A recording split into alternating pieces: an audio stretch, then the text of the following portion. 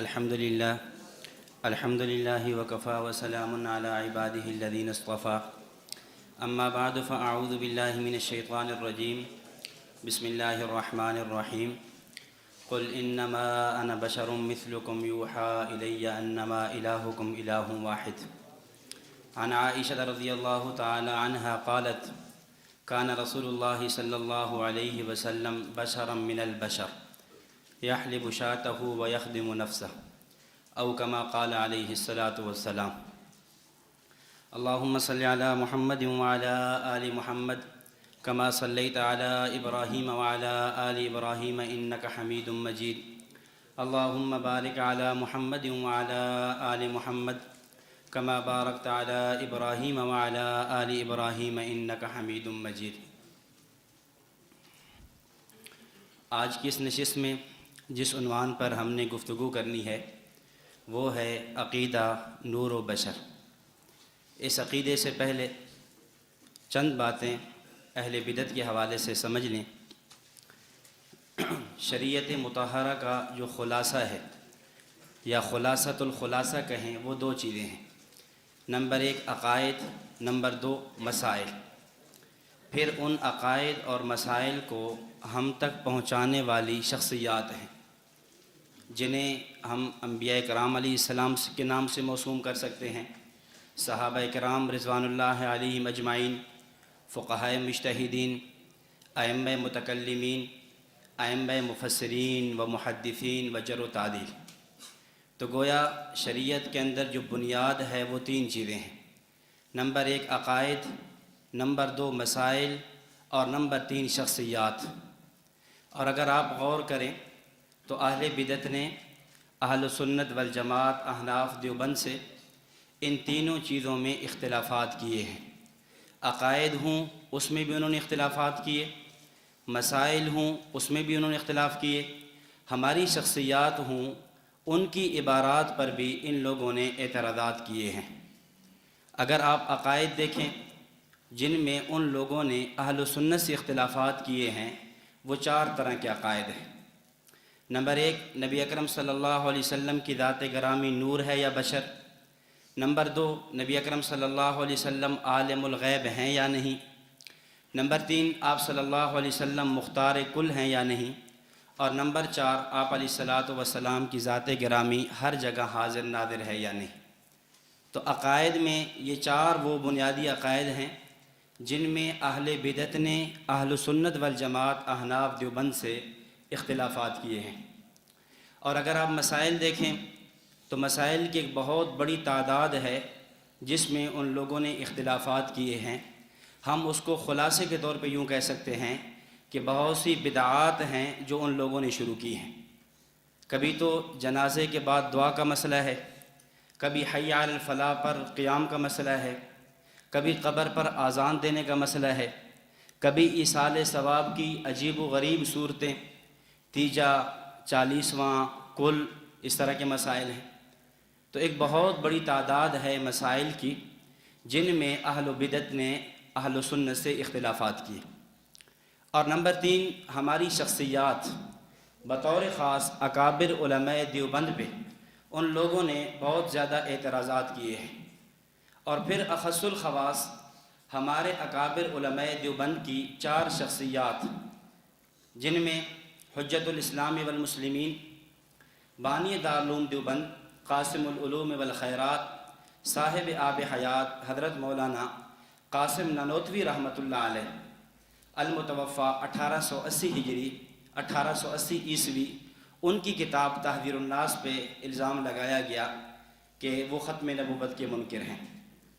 Number دو، قطب الارشاد حضرت علامہ رشید احمد گنگوہی رحمۃ اللہ علیہ، المتوفیٰ 1905 عیسوی، ان پر یہ الزام لگایا کہ فتاوی رشیدیہ میں انہوں نے لکھا ہے کہ اللہ کی ذات جھوٹ بولتی ہے، اعاذنا اللہ۔ نمبر تین، زبدۃ المحدثین حضرت علامہ خلیل احمد سہارنپوری صاحب رحمۃ اللہ علیہ پر یہ الزام لگایا کہ انہوں نے براہین قاطعہ میں لکھا کہ نبی اور شیطان کا علم برابر ہے، اعاذنا اللہ۔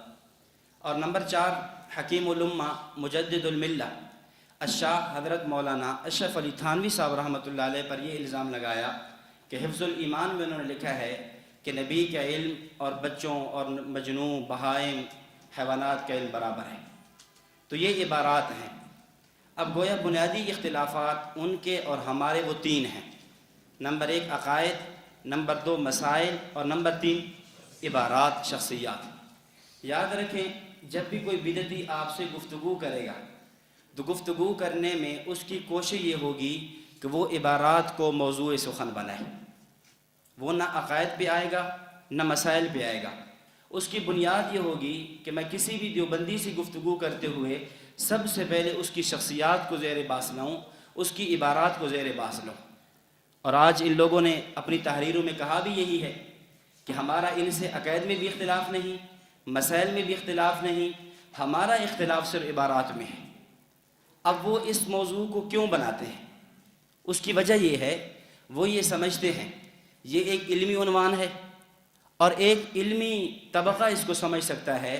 عوام الناس کو سمجھنا سمجھانا اور عام طور پہ لوگوں کا مطالعہ اس پہ کم ہوتا ہے، اس لیے وہ اس عنوان کو زیر باس لاتے ہیں۔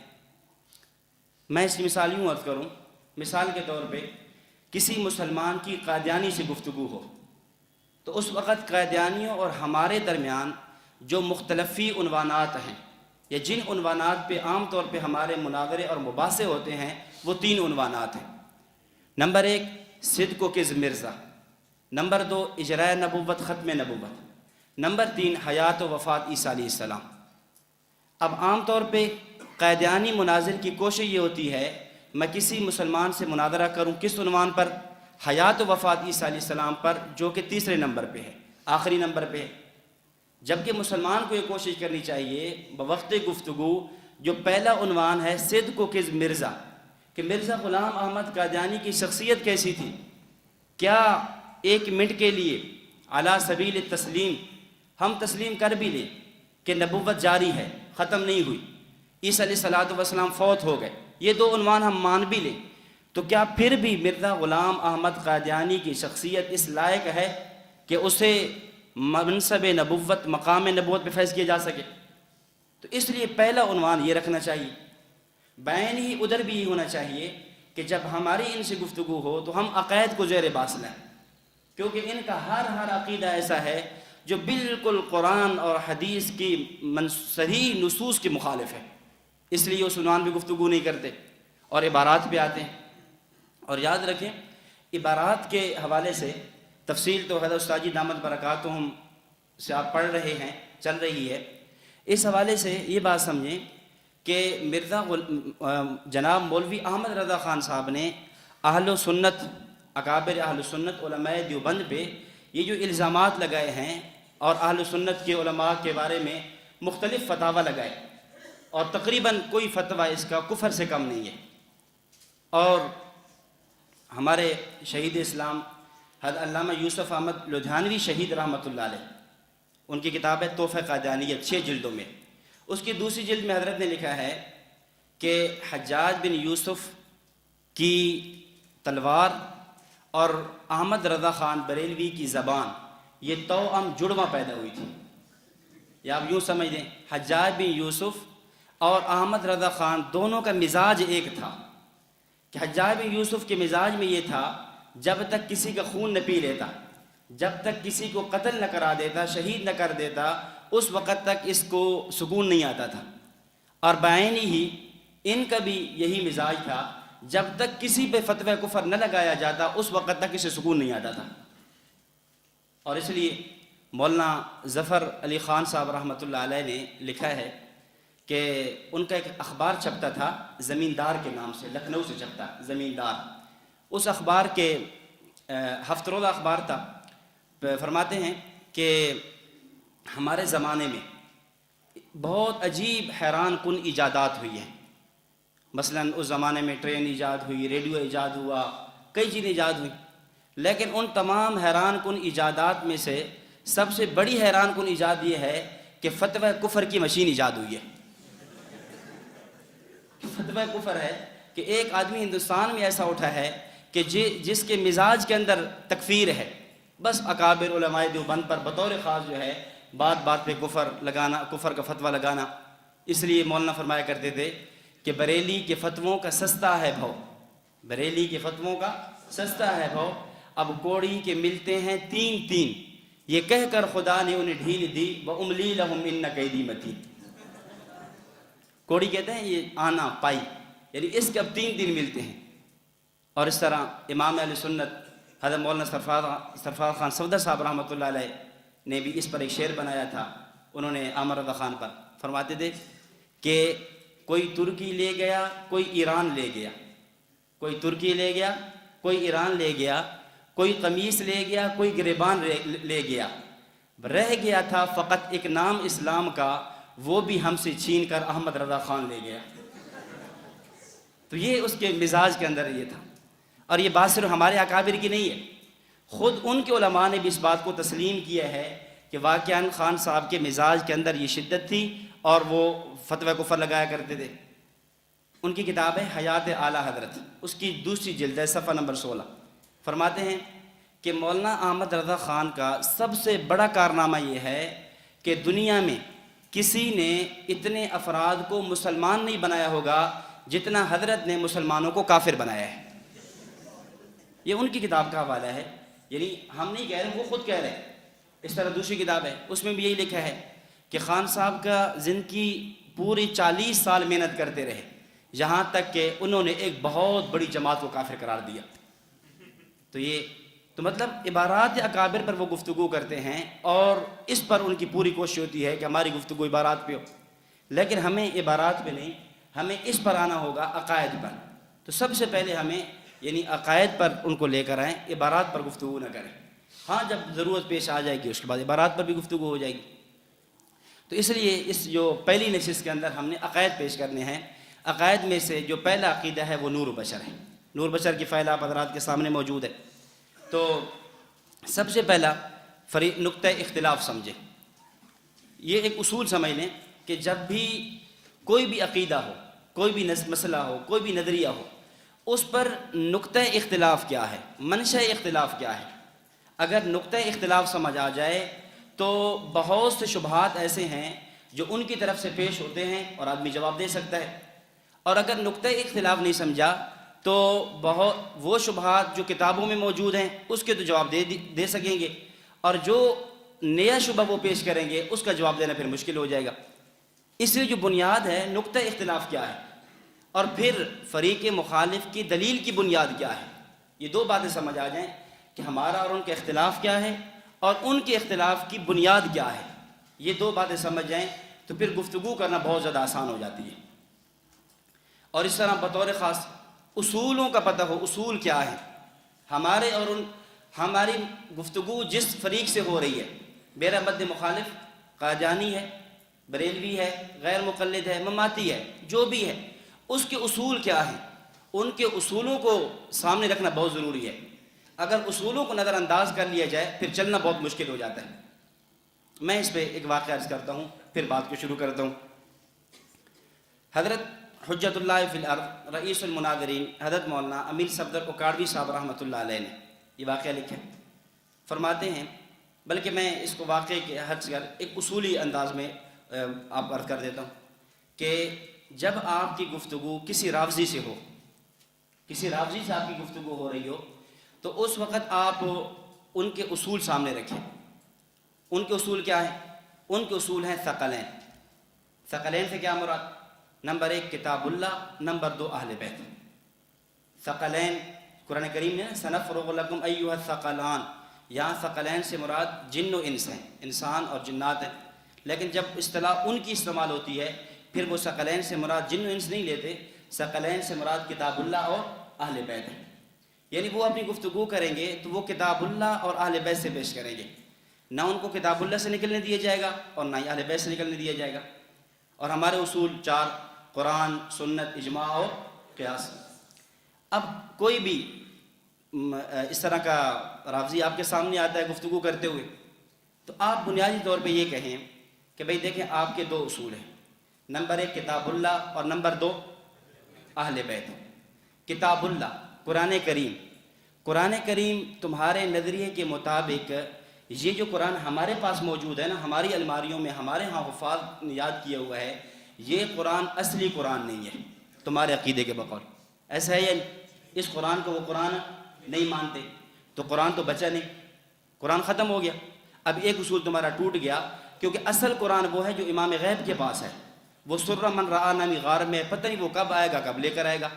تو فی الوقت جو قرآن کا تم اصول لے کر چل رہے تھے وہ تو ختم ہو گیا، وہ تو ہے ہی نہیں، قرآن تو ختم. اب بچ گیا تمہارا دوسرا اصول. دوسرا اصل کیا تھا؟ وہ ہے اہل بیت. اہل بیت کسے کہتے ہیں؟ تمہارے ہاں اہل بیت کی تعریف یہی ہے کہ سیدہ فاطمہ اور سیدنا علی المرتضیٰ رضی اللہ تعالیٰ عنہما، ان دونوں کی اولاد، ان دو اور ان کی اولاد کا نام اہل بیت ہے. اور اب سوال یہ ہے کہ سیدہ فاطمہ اور سیدنا علی رضی اللہ تعالیٰ عنہما، ان دونوں کے نکاح کے گواہ تمہاری کتابوں میں بھی لکھا ہے، ہماری کتابوں میں بھی لکھا ہے. ان دونوں کے نکاح کے گواہ حضرات شیخین کریمین رضی اللہ تعالیٰ عنہما تھے، سیدنا ابوبکر صدیق، سیدنا عمر رضی اللہ تعالیٰ عنہما. اور یہ اصول تمہاری کتابوں میں بھی ہے، ہماری کتابوں میں بھی ہے کہ کسی آدمی کے نکاح کے گواہ کافر ہوں، نکاح منعقد نہیں ہوتا. بقول تمہارے، تم نے ان حضرات کی تکفیر کی ہے، جب تکفیر کی ہے تو نکاح کا انعقاد نہیں ہے. جب نکاح کا انعقاد بقول تمہارے نہیں ہوا تو آگے نسل نہیں چلی، جب نسل ہی نہیں چلی اہل بیت ختم. تو تمہارے دو اصول ہیں، قرآن وہ بھی نہیں ہے، اہل بیت وہ بھی نہیں ہے. اب نیا اصول لو، پھر اس پہ گفتگو کرتے ہیں. اب آپ بتائیں کوئی چل سکے گا؟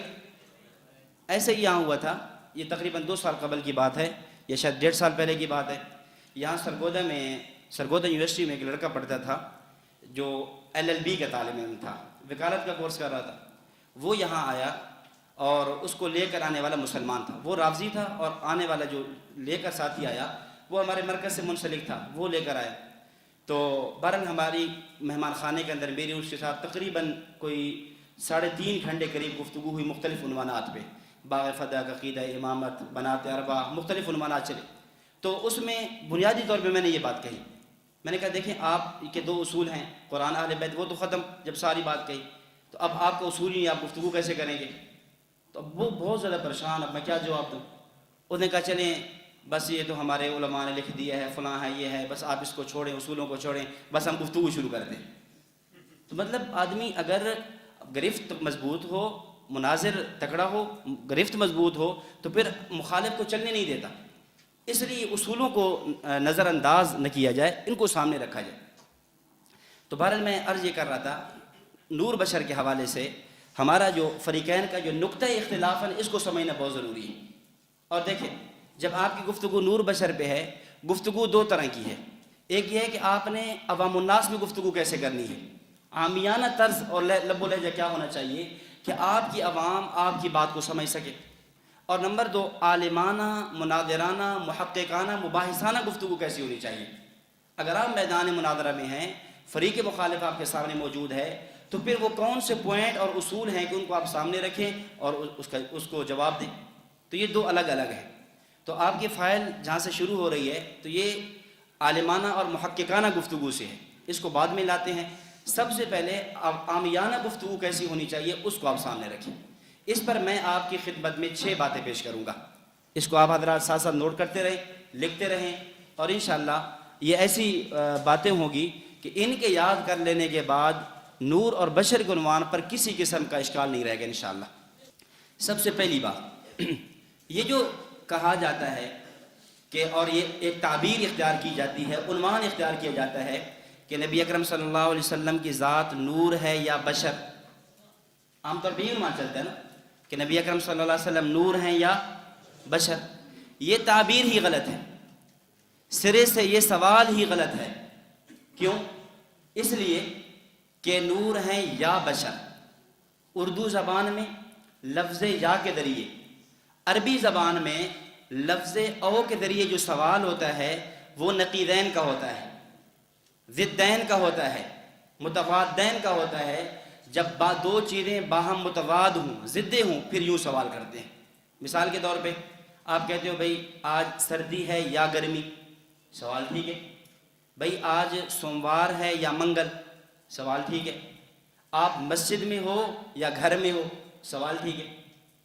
لیکن اگر کوئی یوں سوال کرے کہ بھائی آپ انسان ہیں یا عالم، سوال ٹھیک ہے، آپ انسان ہیں یا، کیونکہ انسان کی ضد عالم تو نہیں ہے، انسان کی ضد حیوان ہے، عالم کی ضد جاہل ہے. تو یہ جو سوال ہے کہ نور ہیں یا بشر، یہ سوال ہی غلط ہے سرے سے. کیوں؟ اس لیے کہ نور کی ضد بشر نہیں ہے، نور کی ضد ظلمت ہے. نور کی ضد بشر نہیں ہے، ظلمت ہے. اٹھائیں قرآن کریم 3 پارہ سورۃ آل عمران، فرمایا اللہ ولی الذین آمنوا یخرجہم من الظلمات الی البشر الی النور، من الظلمات الی النور، ظلمات سے نور تک. اچھا سورہ ابراہیم کے شروع میں کتاب انزلناہ الیک لتخرج الناس من الظلمات الی النور. تو ظلمت، نور کی ضد ظلمت ہے، نور کی ضد بشریت نہیں ہے.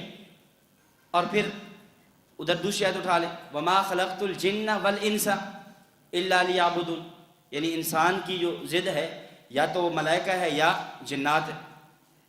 تو یہ تعبیر ہی سرے سے غلط ہے کہ نبی علیہ السلام کی ذات نور ہے یا بشر.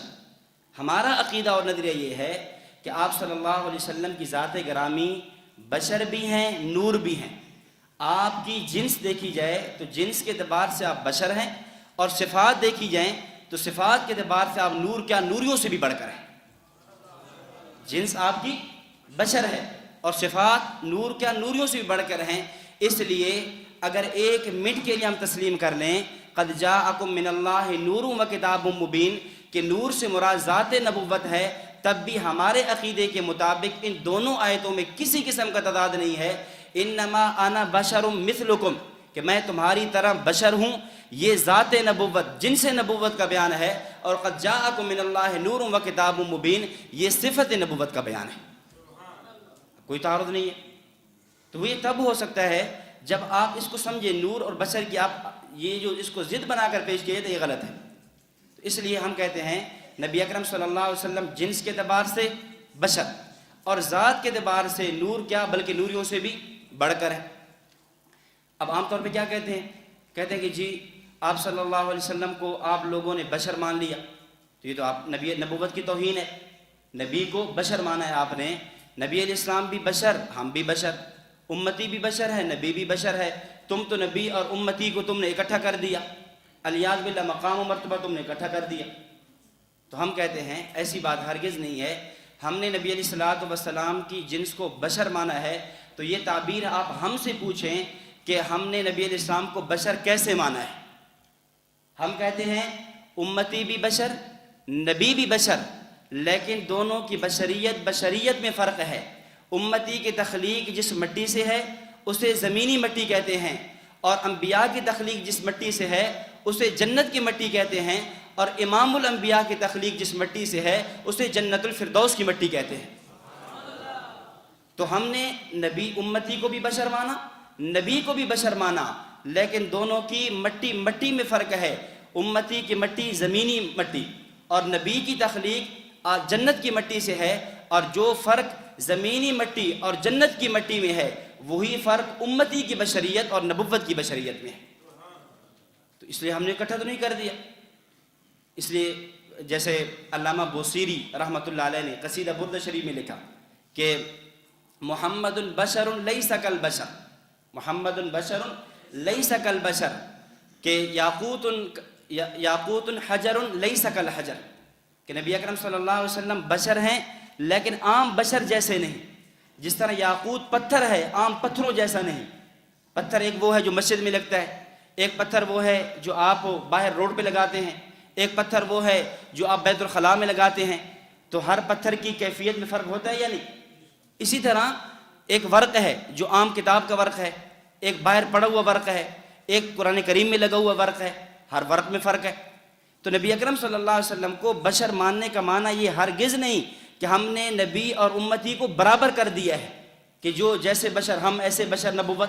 ہم تو نبی اور امتی کے درمیان تفریق کے قائل ہیں.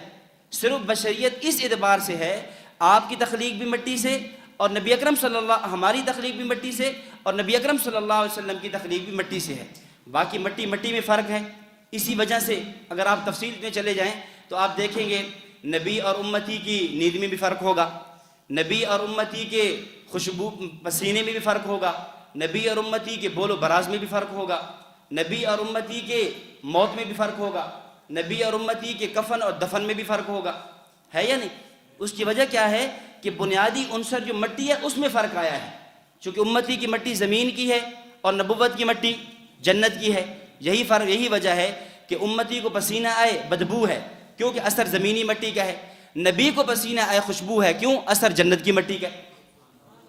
تو اس لیے ان دونوں میں فرق کر لیا جائے۔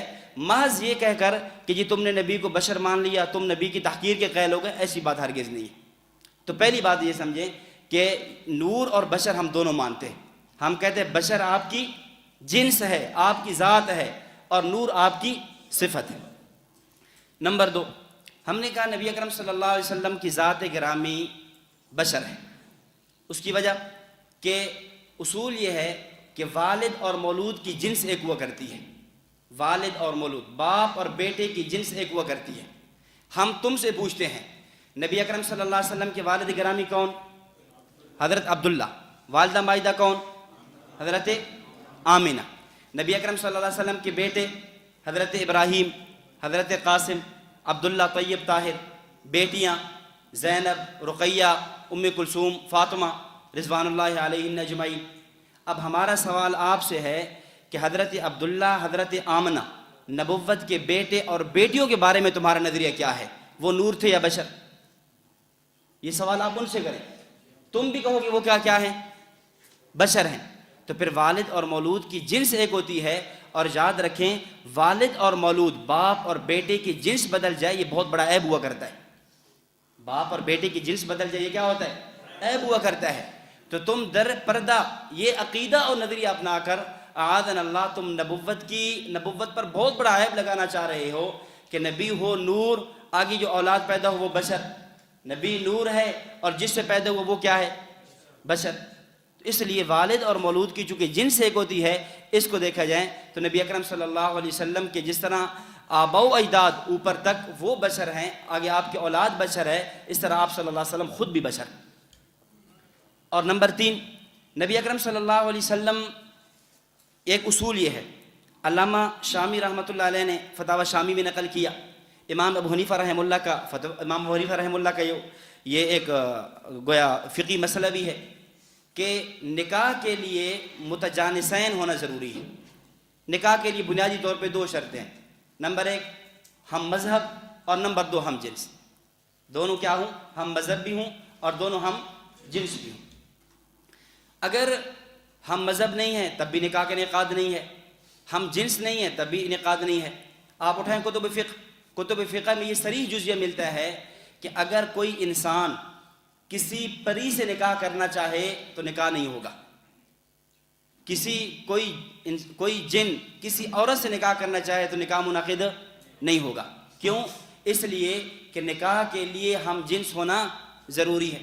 اب ہمارا سوال یہ ہے کہ یہ اصول فقہ کا ہے، فقہ حنفی کو تم بھی مانتے ہو، اب بتاؤ نبی اکرم صلی اللہ علیہ وسلم کی 11 بیویاں، حضرت عائشہ، حضرت خدیجہ، حضرت سودا، حضرت جویریہ، میمونہ رضوان اللہ علیہم اجمعین، ان کے بارے میں تمہارا نظریہ کیا ہے؟ یہ بشر تھی یا نور تھی؟ اگر تو کہتے ہو نور تھی تو صراحت پیش کرو، اور تم میں کسی نے نور لکھا بھی نہیں ہے، تو ظاہر ہے وہ بشر تھی۔ جب وہ بشر تھیں اور آپ نے نبوت کو کیا کہہ دیا؟ نور کہہ دیا، اور ادھر تمہارے اپنے امام ابو حنیفہ رحمہ اللہ کا فتویٰ موجود ہے کہ اگر باہم متجانس نہ ہوں، ہم جنس نہ ہوں، نکاح کا انعقاد نہیں ہوتا، تو اعاذنا اللہ اب بتاؤ نبوت کے بارے میں تمہارا عقیدہ نظریہ کیا ہوگا؟ اس لیے اس اصول کو بھی سامنے رکھنا ہوگا۔ تو اس سے بھی دیکھا جائے تو یہ معلوم ہوا کہ نبی اکرم صلی اللہ علیہ وسلم کیا ہیں؟ بشر۔ اب یہ سارے عقلی اصول چل رہے ہیں، عقلی دلائل چل رہے ہیں، باقی نقلی دلائل جو ہے اس پر بعد میں انشاءاللہ آنے والے ہیں۔ نمبر 4، چوتھی بات، نبی کی تعریف کیا ہے؟ کتب اصول عقائد کے اندر آپ اٹھا کر دیکھیں جو نبوت کی تعریف کی، نبی کی جو تعریف کی گئی ہے، اور ایک تعریف جو ہے استاد جی دامت برکاتہم عام فہم کرتے ہیں نبی کی، فرماتے ہیں نبی کیسے کہتے ہیں؟ ہوا انسان مبعوث من اللہ معصوم من الخطا مفروض الاتباع۔ نبی کے لیے تعریف کے اندر بنیادی طور پہ 4 چیزیں ہیں۔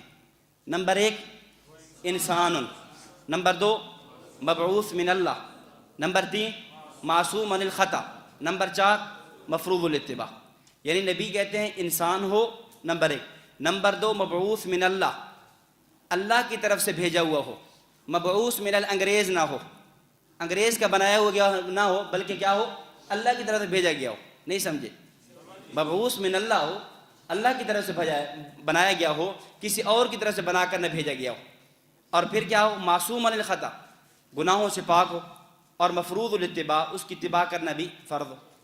تو نبی کی تعریف میں بنیادی چیز کیا ہے، انسان۔ اب آپ بتائیں یہ جو نور ہے یہ انسان ہوتا ہے؟ نور الگ چیز ہے، بشریت الگ چیز ہے۔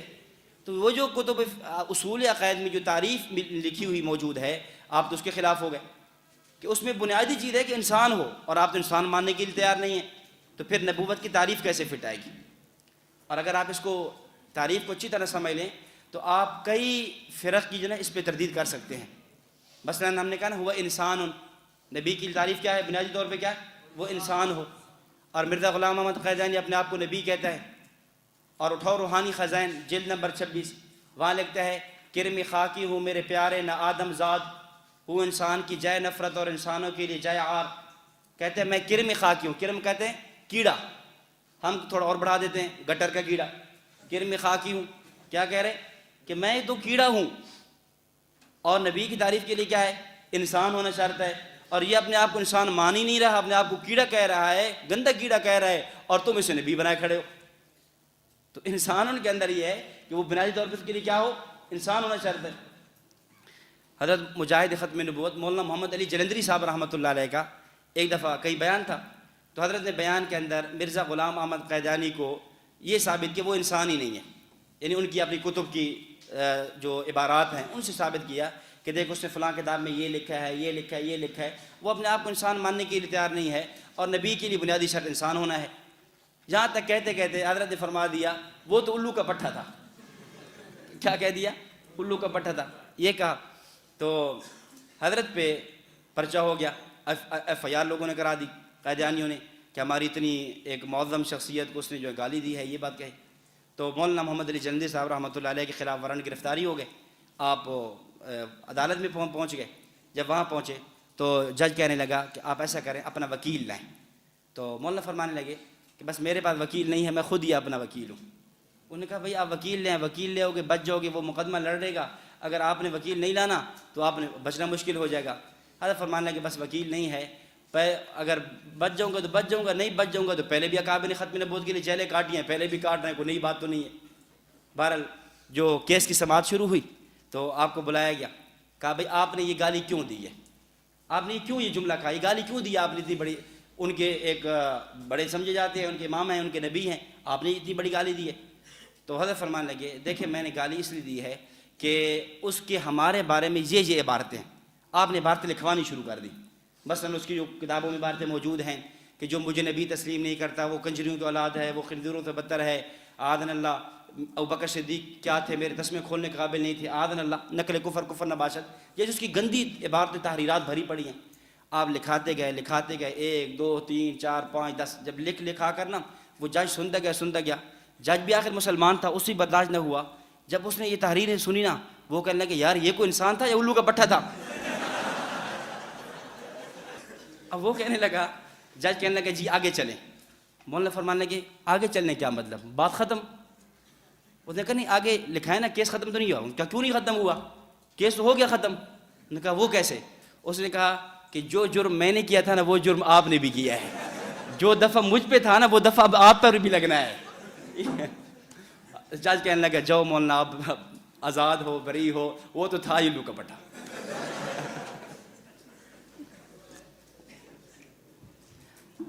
تو میں عرض یہ کر رہا تھا نبی کی تعریف سمجھے۔ اب تعریف کے اندر بھی کیا ہے، ہوا انسان، وہ کیا تھے، انسان ہے۔ اب آپ ان سے پوچھیں، آپ نبی اکرم صلی اللہ علیہ وسلم کو بشریت سے نکال رہے ہو، آپ نے تو نبوت کو انسان تسلیم نہیں کیا۔ نمبر 5، پانچویں بات یہ ہے کہ کائنات کے اندر اللہ رب العزت نے مخلوقات کئی بنائی ہیں، جو معظم مخلوقات ہیں اور جو مکلف ہیں وہ تو اس اعتبار سے 2 ہیں، لیکن 3 کہا جاتا ہے، فرشتوں کو بھی شامل کیا جاتا ہے۔ 3 طرح کی مخلوقات ہیں، نمبر 1 انسان، نمبر 2 جنات اور نمبر 3 ملائکہ۔ اب ملائکہ، انسانات اور جنات، ان تین میں دیکھنا یہ ہے کہ سب سے جو افضلیت والی، افضل و برتر، اشرف اور مکرم مخلوق کون سی ہے ان تین میں؟ تو ہم قرآن کریم میں دیکھ لیتے ہیں، احادیث مبارکہ میں دیکھ لیتے ہیں، تو ان تین مخلوقات میں سے جو سب سے فضیلت والی مخلوق ہے وہ انسان ہے۔ اللہ تعالیٰ فرماتے ہیں وَلَقَدْ كَرَّمْنَا بَنِي آدم، ہم نے بنی آدم کو فضیلت دی ہے، ہم نے بنی آدم کو مکرم بنایا ہے، کرمنا بنی آدم۔ اس طرح دوسری آیت میں فرمایا لَقَدْ خَلَقْنَا الْإِنسَانَ فِي أَحْسَنِ تَقْوِيمٍ، انسان کو ہم نے بہترین پیدا کیا۔ اور اس طرح وَإِذْ قَالَ رَبُّكَ لِلْمَلَائِكَةِ إِنِّي جَاعِلٌ فِي الْأَرْضِ خلیفہ، کہ ہم نے جو خلافت کا جو تاج ہے وہ انسان کے سر پہ سجایا۔ تو یہ ساری آیات بتا رہی ہیں کہ مخلوقات میں سے، ان تینوں میں سے افضل ترین مخلوق کون سی ہے؟ انسان ہے۔ اب دیکھیں نبوت کا جو منصب ہے، نبوت کا جو مقام و مرتبہ ہے، وہ نبوت ایک بلند ایک منصب ہے، بلند مقام ہے۔ تو جب اتنی بلند منصب، بلند مقام ہے، تو اس کا ظہور بھی کس میں ہونا چاہیے؟ جو کائنات میں بلند ترین مخلوق ہے۔ جب کائنات میں بلند ترین اور اشرف ترین مخلوق انسان ہے، تو نبی بھی کس میں آنا چاہیے؟ انسانوں میں آنا چاہیے۔ اس لیے اس کا تقاضا بھی یہ ہے کہ نبی اکرم صلی اللہ علیہ وسلم نبی علیہ السلام کیا مانا جائے؟ انسان مانا جائے، بشر مانا جائے۔ اور یاد رکھیں نبی کو بشر مانے، اس میں نبوت کے لیے کمال ہے۔ اگر آپ نبوت کو بشریت کی صف سے نکال لیں، نبوت کے جتنے کمالات ہم بیان کرتے ہیں وہ سارے ختم ہو جاتے ہیں۔ میں مثال عرض کرتا ہوں، ابھی یعنی رجب کا مہینہ گزرا ہے، اس میں واقعہ معراج آپ سنتے رہے، بیان کرتے رہے۔ اب ہم معراج کے بارے میں ہم کہتے ہیں کہ معراج نبوت کے لیے اعجاز بھی ہے، اعزاز بھی ہے۔ نبی اکرم صلی اللہ علیہ وسلم کے معجزات میں سے آپ کے معجزات علمی بھی ہیں، عملی بھی ہیں۔ علمی معجزات میں سے سب سے بڑا معجزہ قرآن ہے، اور عملی معجزات میں سے سب سے بڑا معجزہ معراج ہے۔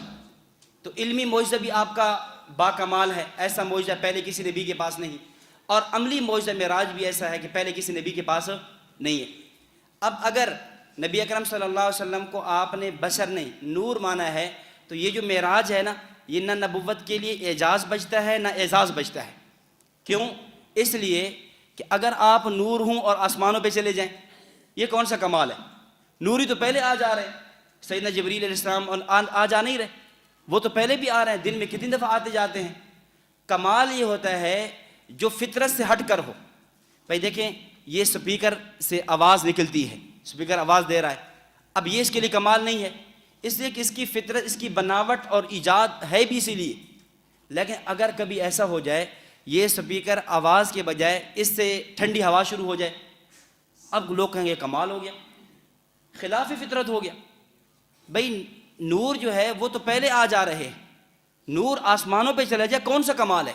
کمال تو یہ ہے ہو بشر اور پھر آسمانوں پہ پہنچے، اور پہنچے بھی وہاں جہاں جبریل بھی رک جائے، ایسے مقام پہ پہنچے، یہ کمال ہے۔ اس لیے تو مشرکین مکہ بھی یہ کہہ رہے تھے بشر ہو کہ عرشاں تے جا کوئی نہیں سکتا، وہ کہتے تھے بھئی یہ کیسے ہو سکتا ہے؟ نبی علیہ السلام واپس آئے، بھئی یہ آپ معراج سے واپس آ گئے، یہ کیسے ہو سکتا ہے کہ ہو بشر اور آسمانوں پہ جائے؟ تو آپ کا کمال معراج تب بنتا ہے جب آپ کو بشر مانا جائے۔ اگر آپ بشریت کو آپ سے نکال دیا جائے، ختم کر دیا جائے، پھر کمال کون سے؟ اسی طرح دیگر آپ صلی اللہ علیہ وسلم کی جو عبادات ہیں، مثلا حتیٰ اتنی عبادت کرتے تورمت قدمہ، آپ کے قدم مبارک سوج جاتے، یہ کون سا کمال ہے؟ فرشتے بھی تو رات دن لگے ہوئے ہیں، جیسے روایات کے اندر آتا ہے فرشتوں کو بنایا، ایسا فرشتہ بھی ہے وہ جو ہے نا جب سے بنایا ہے اس وقت سے لے کر آج تک اور قیامت تک وہ سجدے میں پڑا ہوا ہے۔ اب اس کے لیے تو کمال نہیں ہے، کمال تو یہ ہے کہ بشر ہو، انسان ہو، اور پھر پوری رات عبادت میں لگا رہے، یہ کمال ہے۔ آپ علیہ السلام کے سارے معجزات اور اس طرح کی چیزیں آپ اٹھاتے چلے جائیں تو یہ کمالات تب بنتے ہیں، نبوت کے لیے اعزاز اور اعجاز تب بنتے ہیں جب آپ کو بشر مانا جائے۔ آپ کو بشریت کی صف سے نکال دیں، یہ پھر اعجاز اور اعزاز نہیں بچتے۔ اس لیے ہم کہتے ہیں نبی اکرم صلی اللہ علیہ وسلم کیا ہیں؟ بشر ہیں۔ تو یہ 5 باتیں ہوگی۔ اب چھٹی بات اس کو یہ سمجھیں کہ عام طور پہ، یا اس کو آپ اسی میں لیں، اس کے اندر فائل کے اندر لکھی ہوئی ہے، اس میں آپ لیں کہ جب ہماری گفتگو ان سے ہو، یعنی آپ اس کو الگ کر لیں تب بھی ٹھیک ہے، اس کو اسی میں شمار کرنا چاہیں تب بھی ٹھیک ہے۔ جب ہماری اہل بدعت سے گفتگو ہوتی ہے، علماء سے یا ان کے محققین وغیرہ سے، کہ مناظرانہ طرز کے اندر نبی اکرم صلی اللہ علیہ وسلم کی ذات گرامی نور تھی یا بشر، اس پر بنیادی بات یہ ہوگی کہ ہماری یہ گفتگو نبی اکرم صلی اللہ علیہ وسلم کے وجود مبارک پر ہوگی، جسم مبارک پر ہوگی، آپ کی روح مبارک پر نہیں ہوگی کہ آپ کو ایسے دلائل پیش کرنا شروع کر دیں کہ آپ صلی اللہ علیہ وسلم کی جو ہے روح نور تھی اور جو آپ کا جسم اور وجود وہ بشر تھا، تو یہ غلط ہوگا۔ کیوں؟ روح تو ایسی چیز ہے، قل الروح من امر ربی، وہ امر ربی ہے، وہ ایسی چیز ہے غیر ذی مری، اس کی کوئی کیفیت، اس کی کنہ کا ہم ادراک بھی نہیں کر سکتے، اس لیے روح پر گفتگو نہیں ہے، ہماری گفتگو کس پر ہوگی؟ آپ کے جسم مبارک پر ہوگی۔ یہ پہلے لکھانا ضروری ہوگا، ورنہ جب دلائل میں پھنسیں گے، جب آپ انما انا بشر مثلکم یا اس طرح کی آیات احادیث پیش کریں گے، فوراً کہہ دیں گے جی نہیں ہماری مراد تو آپ کی روح تھی۔ تو اس سے پہلے تعیین ہو جائے کہ گفتگو نبی اکرم صلی اللہ علیہ وسلم کی جسم مبارک میں ہے، آپ علیہ السلام کی روح مبارک میں نہیں ہے۔ اور عام طور پہ یہ لوگ کرتے ہی ایسے، جب پھنس جاتے ہیں نا، جب کوئی دلیل نہیں بنتی تو کہتے ہیں یہ ہماری مراد تو روح تھی۔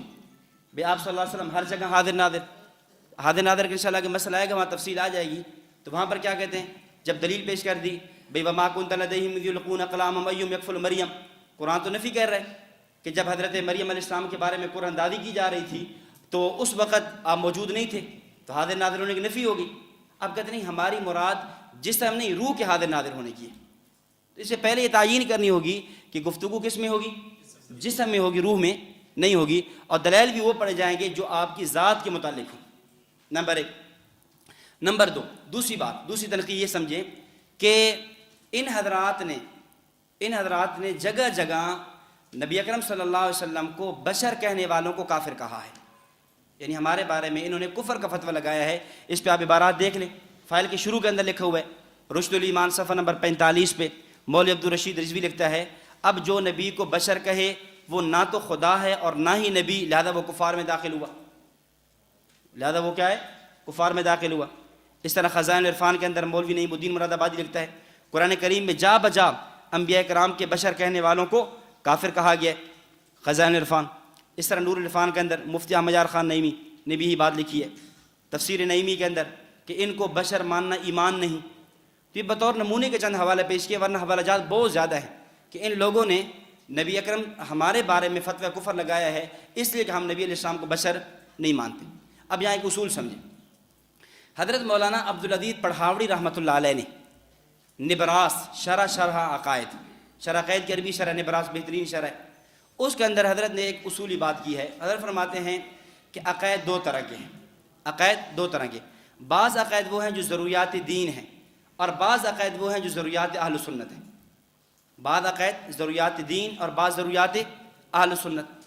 فرمایا کہ جو ضروریات دین ہیں، اور ضروریات دین کسے کہتے ہیں؟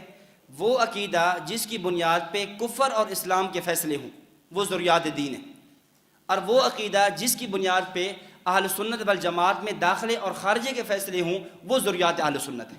یہ عام فہم تعریف ہے۔ جس عقیدے کی بنیاد پہ ہم کفر اور اسلام کی گفتگو کرتے ہیں، یہ کافر ہے یا مسلمان ہے، اسے ضروریات دین کہتے ہیں۔ اور جس عقیدے کی بنیاد پر ہم یہ گفتگو کرتے ہیں کہ یہ اہل سنت میں داخل ہے یا نہیں، اس کو کیا کہتے ہیں؟ ضروریات اہل سنت۔ اب حضرت فرماتے ہیں ضروریات دین کے ثبوت کے لیے 3 طرح کے دلائل چاہیے۔ جب آپ کیا کریں گے؟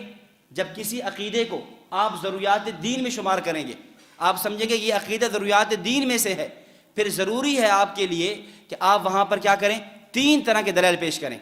نمبر 1 قرآن کریم قطعی الدلالہ، قطعی ثبوت تو ہے ہی، قطعی الدلالہ۔ نمبر 2 احادیث متواترہ۔ نمبر 3 امت کا اجماع۔ ان 3 طرح کے دلائل سے ضروریات دین ثابت ہوں گے، اور جو ضروریات اہل سنت ہیں وہ اخبار احاد سے بھی ثابت ہو جائیں گے۔ اسی طرح جو دیگر ہیں مثلاً اقوال ہیں صحابہ تابعین تبع تابعین، اس سے بھی پیش ہو سکتے ہیں۔ تو اب تم لوگوں نے اس عقیدے کے قائل کو کیا کہا؟ کافر کہا ہے، ایسے ہے نا؟ اس عقیدے کے قائل کو کیا کہا ہے؟ کہ جو نبی کو بشر مانتا ہے وہ کافر ہے۔ جب تم نے نبی کو بشر کہنے والوں کو کافر کہا تو گویا تم نے اس عقیدے کی بنیاد کس پہ رکھی؟ ضروریات دین پر یا ضروریات اہل سنت پر؟ ضروریات دین پر رکھی ہے۔ تم نے اس عقیدے کو وہ عقیدہ بنایا کہ جس کی بنیاد پہ کفر اور اسلام کے فیصلے ہیں، اہل سنت میں داخلے اور خارجے کے فیصلے نہیں ہیں۔ جب تم نے یہ بنیاد رکھی ہے، اب ضروری ہے اس پر دلیل وہ پیش کریں گے جو قطعی ہوگی، اور دلیل قطعی وہ 3 طرح کی ہوگی: قرآن قطعی الدلالہ، احادیث متواترہ اور امت کا اجماع۔ اب تم نے قرآن کریم سے یا احادیث متواترہ سے یا امت کے اجماع سے نبی اکرم صلی اللہ علیہ وسلم کی ذات مبارکہ کا نور ہونا دکھانا ہوگا۔ نبی اکرم صلی اللہ علیہ وسلم کی ذات مبارکہ، روح مبارک نہیں، ذات مبارک کا کیا دکھانا ہوگا؟ نور دکھانا ہوگا۔ اب جو ہے قیامت تو آ سکتی ہے، کوئی ایک دلیل بھی نہیں پیش کی جا سکتی کہ جس میں نبی اکرم صلی اللہ علیہ وسلم کی ذات مبارک کے نور کا تذکرہ موجود ہے۔ اور یہ اس کو سامنے رکھیں گے، اب اس پر جو احادیث پیش کریں گے، مثلا یا جابر خلق اللہ نوری، اے جابر اللہ تعالیٰ نے سب سے پہلے میری نور کو پیدا کیا، اس طرح کی جو احادیث ہیں، اب وہاں آگے جواب بھی آ جائیں گے ان کے اندر کہ اس میں کیا ہے کہ وہ ان احادیث یعنی متواتر تو بہت دور کی بات ہے، خبر واحد، اور وہ یعنی احادیث صحیح تک نہیں ہے، ضعیف احادیث عقیدہ ثابت کریں گے، قرآن کریم تو ہے ہی نہیں ان کے پاس۔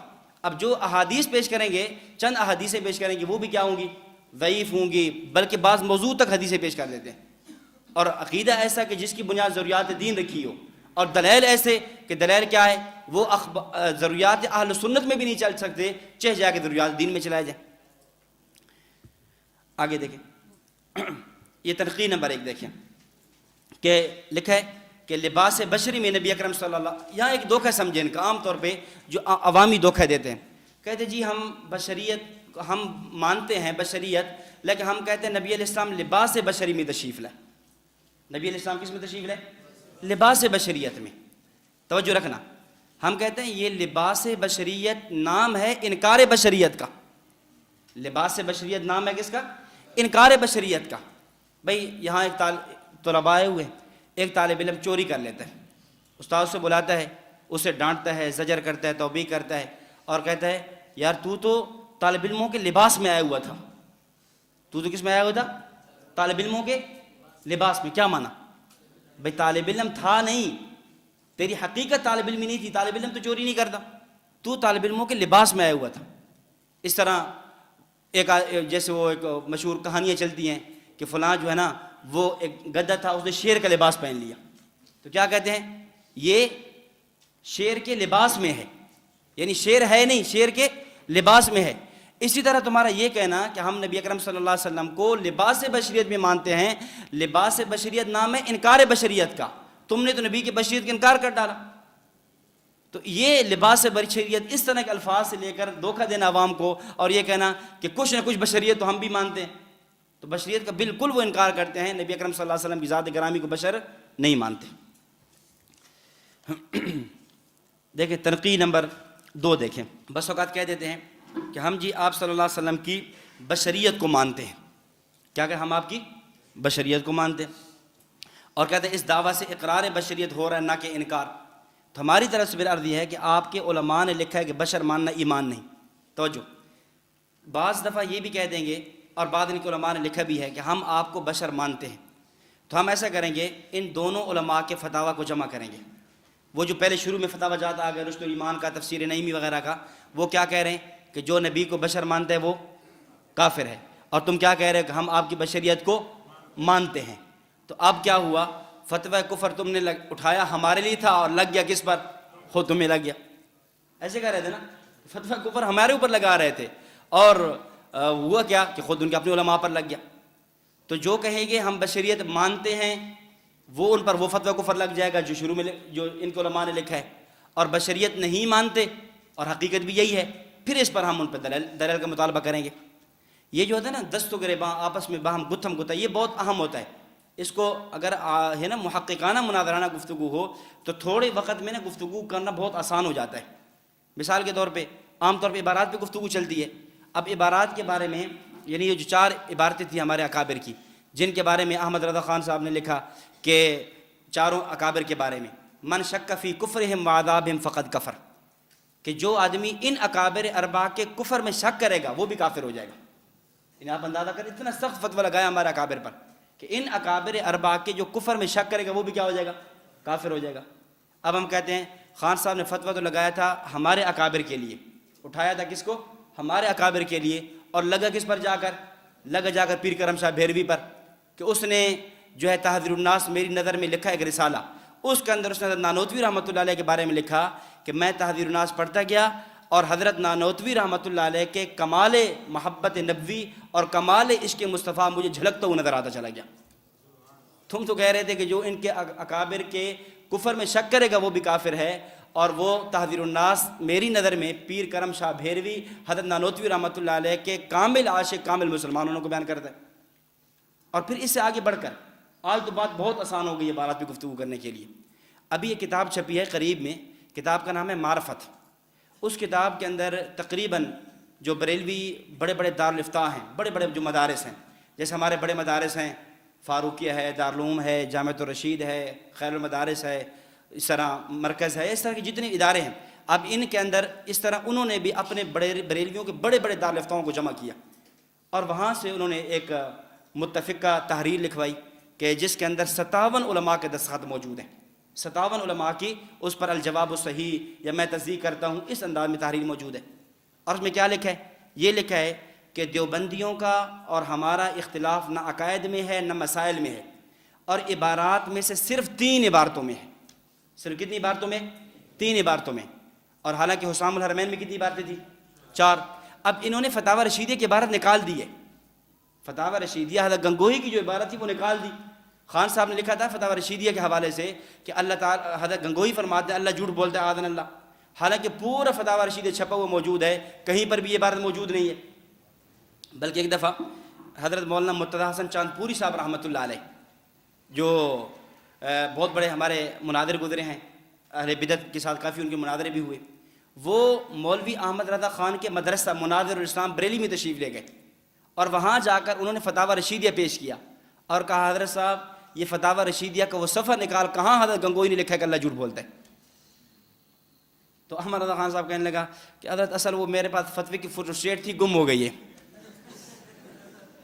اب بعد والے مولویوں نے جب دیکھا یہ کام کہ بھئی یہ تو فتاوی، باقی عبارتوں کا چلو بات کا بتنگڑ بنایا جا سکتا ہے، باقی عبارتوں کا ادھر مربع شربہ بنا کر جو ہے نا گزارا کر لیا، لیکن فتاوی رشیدیہ میں تو اس عبارت کی جو ہے نا عین بھی موجود نہیں ہے، اب میں کیسے پیش کروں گا؟ اس بعد والے علماء نے اس کو بھی نکال دیا، اس کو بھی نکال دیا، کہا ہمارا اختلاف کتنی عبارتوں میں؟ 3 عبارتوں میں۔ اب وہ کہہ رہے ہیں 3 عبارتوں میں، اور سارے 57 علماء دستخط بھی کر رہے ہیں، اور خان صاحب نے کیا کہا تھا؟ 4 عبارتوں کے بارے میں حضرت گنگوہی سمیت یہ فرمایا تھا، حسام الحرمین میں بھی یہ لکھا، السنیۃ الانیفہ فی فتاوی افریقہ میں بھی یہ لکھا، اور جو فتاوی رضوی ہے اس میں بھی یہ بات لکھی تھی کہ من شک فی کفرہم وعذابہم فقد کفر، کہ جو ان 4 اکابر کے کفر میں شک کرے گا وہ کیا ہوگا؟ کافر ہو جائے گا۔ اب بتائیں یہ جو 57 علماء کے صف موجود ہے، انہوں نے حضرت گنگوہی کے کفر میں شک کر لیا یا نہیں کر لیا؟ اب خان صاحب نے فتویٰ لگایا علماء دیوبند پر تھا، اکابر دیوبند کی کرامت ظاہر یہ ہوئی کہ فتویٰ لگایا ان پر تھا اور لگ ان 57 علماء پہ گیا۔ اب اگر آپ معرفت نامی کتاب موجود ہو، یہ اصولی بات موجود ہو، عبارات اکابر پہ یعنی چند منٹوں میں یہ گفتگو ختم ہو سکتی ہے، زیادہ لمبا چوڑا چلنے کی ضرورت ہی نہیں ہے۔ بات سمجھ آ رہی؟ اس طرح یہاں پر میں عرض کر رہا ہوں کہ بعض کہہ رہے ہیں کہ نبی علیہ السلام بشر ہیں، اور بعض کہہ رہے ہیں اور ان کے بڑے کہہ رہے ہیں کہ آپ کو بشر ماننا کفر ہے۔ تو بھائی جنہوں نے بشر ماننا، جنہوں کا بشر ہیں، وہ تو وہ بشریت کے کفر کہنے والے فتوے کی زد میں آ چکے ہیں۔ تو یہ دوسری تنقید یہ سامنے رکھی، اور تیسری تنقید یہ ہے کہ کیا آپ کو بشر کہا جا سکتا ہے؟ توجہ رکھنا، بس اوقات اہل بدعت یوں بھی کہہ دیتے ہیں، توجہ، کہتے ہیں ایک ہوتا ہے کس چیز کا ہونا، ایک ہوتا ہے کس چیز کا کہنا۔ یہ ساری تحریر کو میں آسان عام فہم پیش کر رہا ہوں۔ ایک ہوتا ہے کس چیز کا ہونا، ایک ہوتا ہے کسی کا کہنا۔ کہتے ہیں نبی بشر ہیں لیکن آپ کو بشر کہنا جائز نہیں ہے۔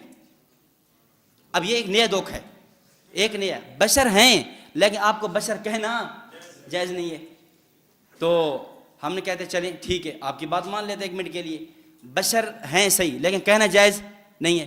جب کہنا جائز نہیں ہے تو انما انا بشر مثلکم کا معنی، حضرت عائشہ رضی اللہ تعالیٰ فرما رہی ہیں صحیح بخاری میں، کان رسول اللہ صلی اللہ علیہ وسلم بشر من البشر، حضرت عائشہ پہ فتویٰ لگاؤ۔ حضرت براء بن عازب رضی اللہ تعالیٰ فرما رہے ہیں کان رسول اللہ صلی اللہ علیہ وسلم رجلا مربوعا، آپ ایک درمیانہ قد آدمی تھے۔ وہ حدیث صحیح بخاری میں ہے، فرمایا قبر کے اندر مختلف سوالات ہوتے ہیں، ان میں ایک سوال ما کنت تقول فی ھذا الرجل۔ اب بتائیں یہ جو احادیث میں کہا جا رہا ہے ان پر کیا حکم لگے گا؟ اب وہ اپنی عوام کو یوں سمجھاتے ہیں، کہتے ہیں دیکھو ایک ہوتا ہے بشر ہونا، ایک ہوتا ہے بشر کہنا۔ آپ بشر، چلو بشر ہیں صحیح، لیکن آپ کو کہنا جائز نہیں ہے۔ اب اس کی مثال یوں دیتے ہیں، کہتے ہیں جیسے دیکھیں اللہ کی ذات خالق الکلاب ہے، لیکن آپ کو خالق الکلاب کہنا جائز نہیں ہے۔ اللہ تعالیٰ کی ذات خالق الکلاب، خالق القردہ، خالق الخنازیر تو ہے، لیکن خالق الکلاب، خالق القردہ، خنازیر کہنا جائز نہیں ہے۔ کہتے ہیں اسی طرح اعاذنا اللہ نبی بشر ہیں، لیکن آپ کو بشر کہنا جائز نہیں ہے۔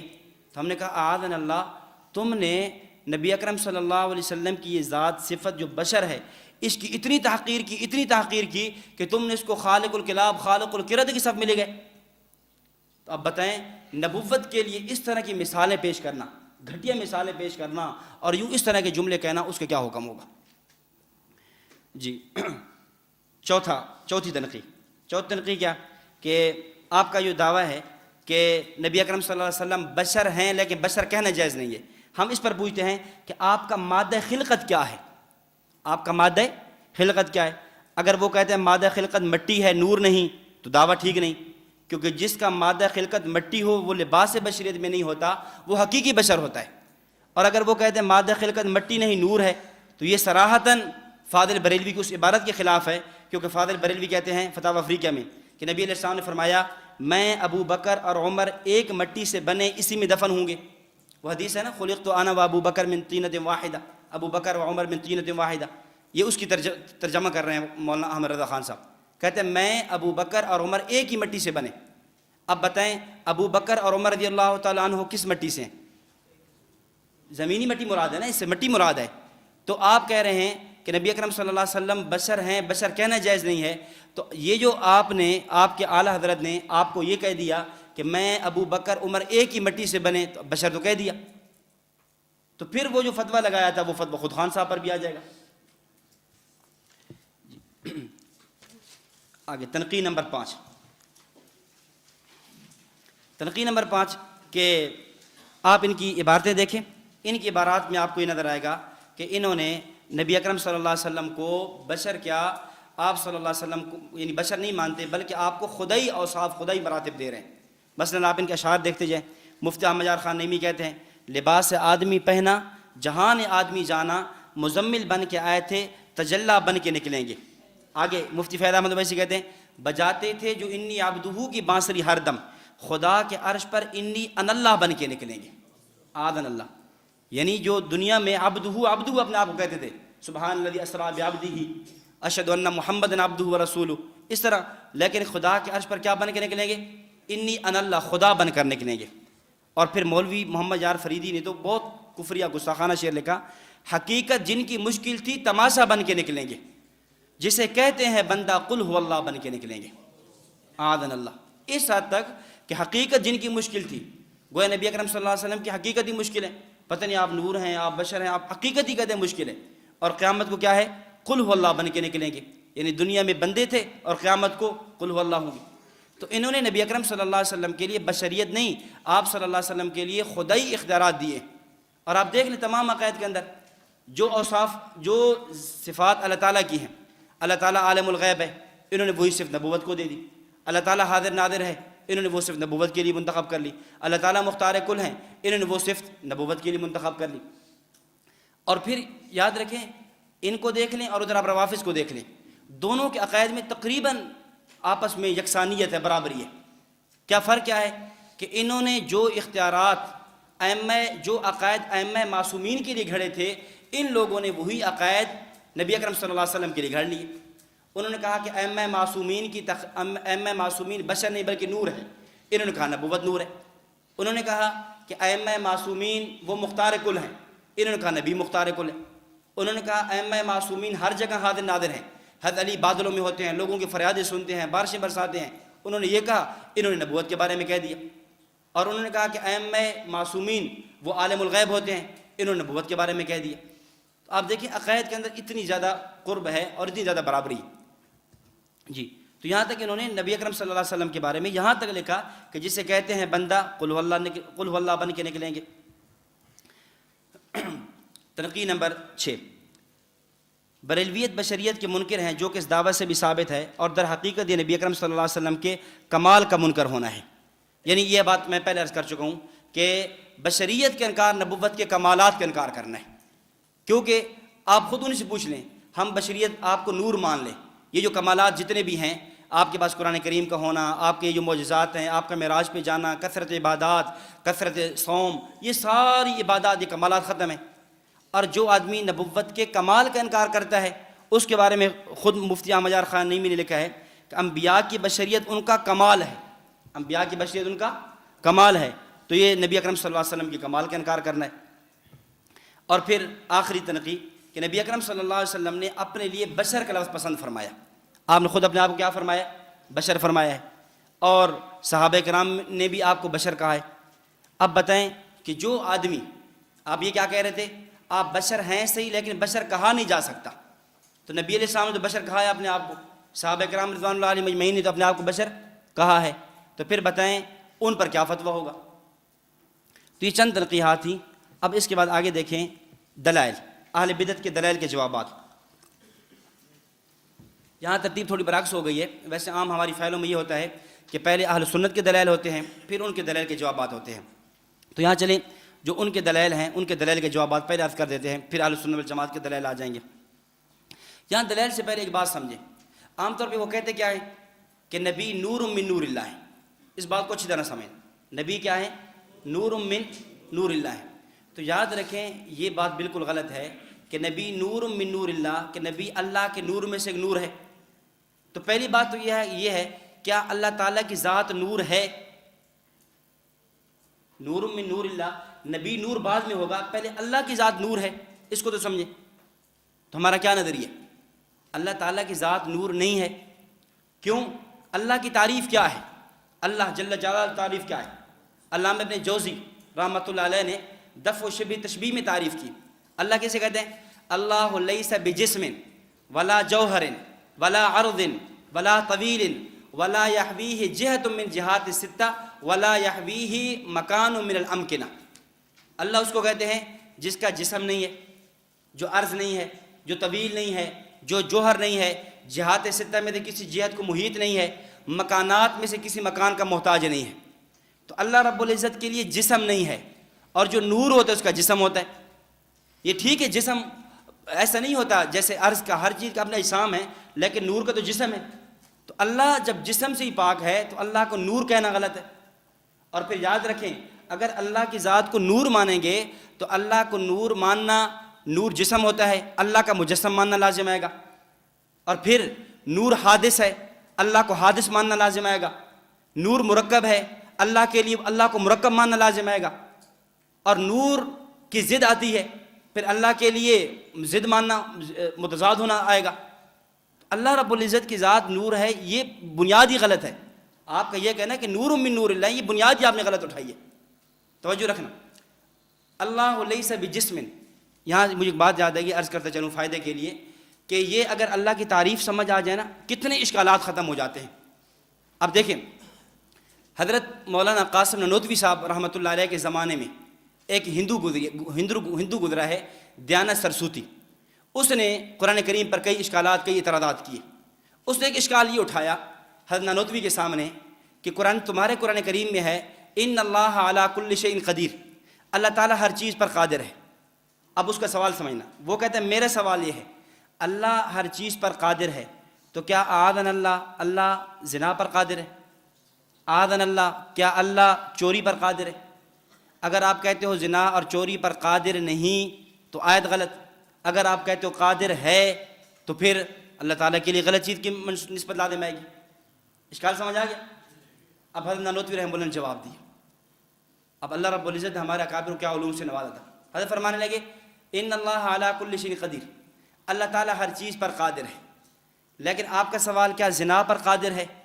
زنا وہ کرتا ہے جو مجسم ہو، اللہ کی ذات جسم سے پاک ہے، جب جسم سے پاک ہے زنا کی بات ہی کیا ہے؟ نمبر 2، آپ نے کہا کیا اللہ تعالیٰ چوری پر قادر ہے؟ فرمایا چوری کسے کہتے ہیں؟ چوری کہتے ہیں اخذ المال فی ملک الغیر، غیر کی ملک سے مال کا اٹھانا، مال کا نکالنا۔ پوری کائنات میں غیر اللہ کی ملک ثابت کر دو پھر چوری کی بات کریں گے۔ پوری کائنات اللہ کی ہے، اللہ کی ملکیت ہے نا، جب اللہ کی ملکیت ہے غیر ہے ہی نہیں تو پھر چوری کا کیا معنی؟ اب دیکھیں تعریف سمجھ آ جائے، تعریف تو کئی عقائد اور کئی اعتراضات کے جوابات خود بخود کھلتے چلے جاتے ہیں۔ تو اللہ رب العزت کی ذات کو نور کہنا، اللہ کی ذات کو نور کہنا، یہ بھی درست نہیں ہے۔ اس سے امام راضی رحمۃ اللہ علیہ نے تفسیر کبیر میں اللہ نور السماوات والارض مثل نورہ کمشکات فیہا مصباح، اس آیت کے تحت تفسیر کبیر میں لکھا کہ یہ جو نور کہا گیا ہے یہاں نور منور کے معنی میں ہے۔ نور کس کے معنی میں ہے؟ منور، یعنی اللہ تعالیٰ زمین آسمان کو نورانی کرنے والے ہیں، زمین آسمان کو رونق بخشنے والے ہیں۔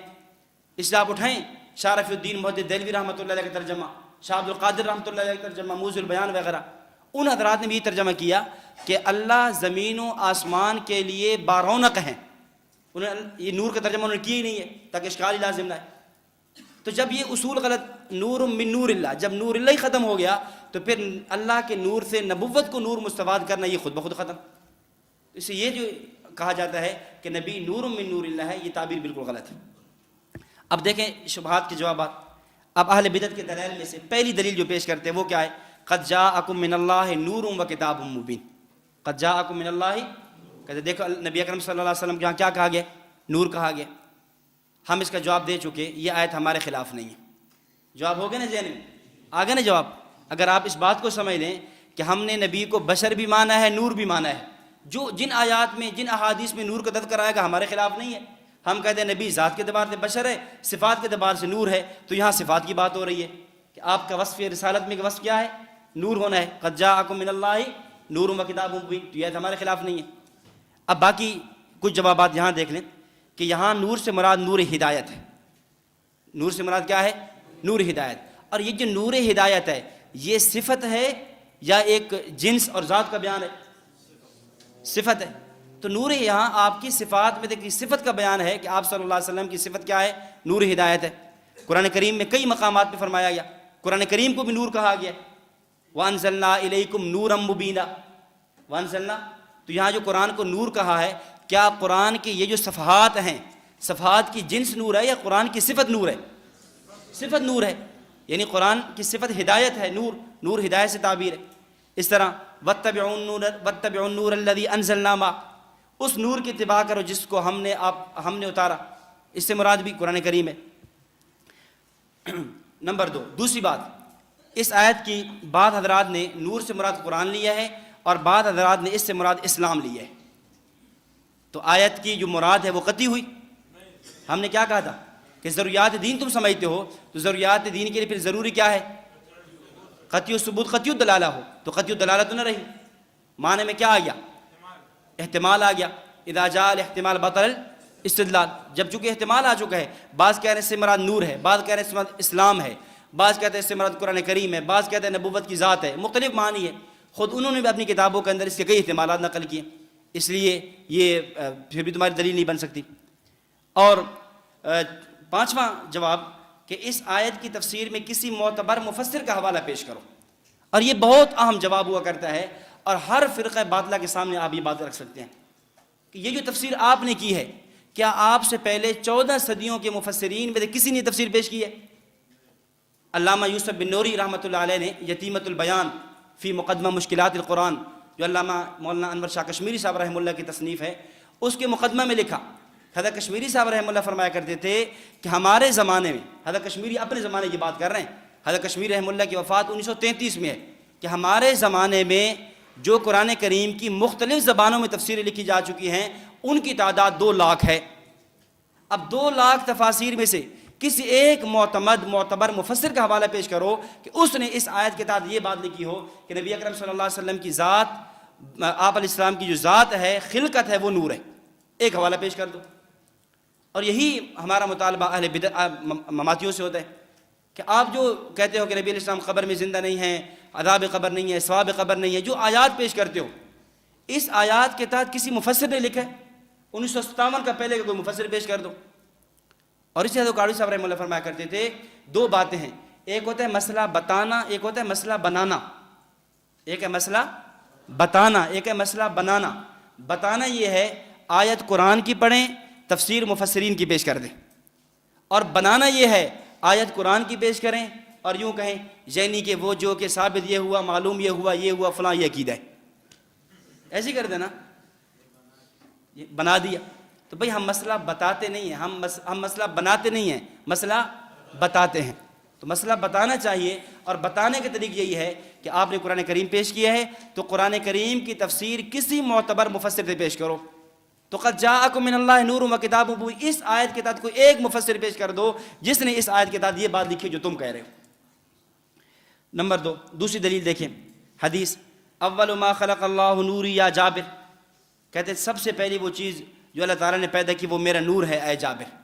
یہ حدیث پیش کرتے ہیں.